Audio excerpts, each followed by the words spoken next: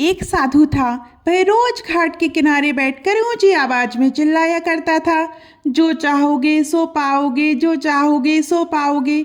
बहुत से लोग वहां से आते जाते थे, लेकिन कोई भी उसकी बात पर ध्यान नहीं देता था। सब उसे एक पागल आदमी समझते थे। एक दिन एक युवक उस घाट से होकर गुजरा। उसने साधु की वही आवाज़ सुनी, जो चाहोगे सो पाओगे, जो चाहोगे सो पाओगे। आवाज़ सुनते ही वह युवक रुक गया और साधु के पास चला गया।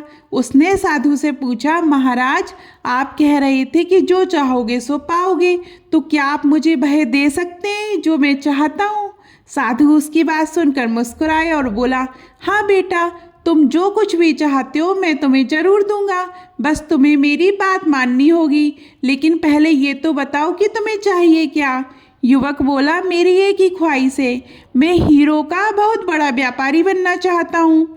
साधु बोला, कोई बात नहीं, मैं तुम्हें एक हीरा और एक मोती देता हूँ। उनसे तुम जितने चाहो उतने हीरे और मोती बना पाओगे।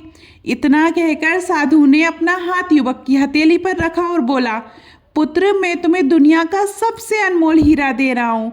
लोग इसे समय कहते हैं। इसे कसकर अपनी मुट्ठी में पकड़ लो और कभी मत गवाना। इससे तुम जितना चाहो उतने हीरे बना सकते हो।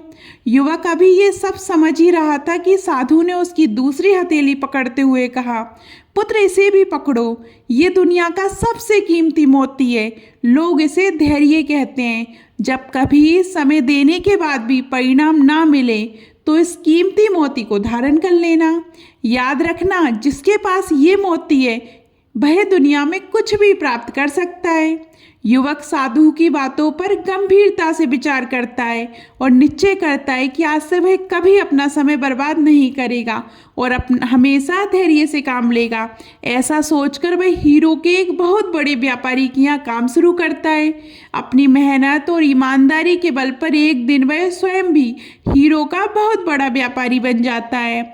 दोस्तों, समय और धैर्य ये दो ऐसे हीरे मोती हैं जिनके बल पर हम बड़े से बड़ा लक्ष्य प्राप्त कर सकते हैं। इसलिए ज़रूरी है कि हम अपने कीमती समय को बर्बाद ना करें और अपनी मंजिल तक पहुंचने के लिए धैर्य से काम लें। तो दोस्तों, आज की हमारी ये कहानी आपको कैसी लगी कमेंट में ज़रूर बताइएगा। और अभी तक आपने हमारे चैनल धार्मिक चमत्कार को सब्सक्राइब नहीं किया है तो सब्सक्राइब करिएगा। धन्यवाद।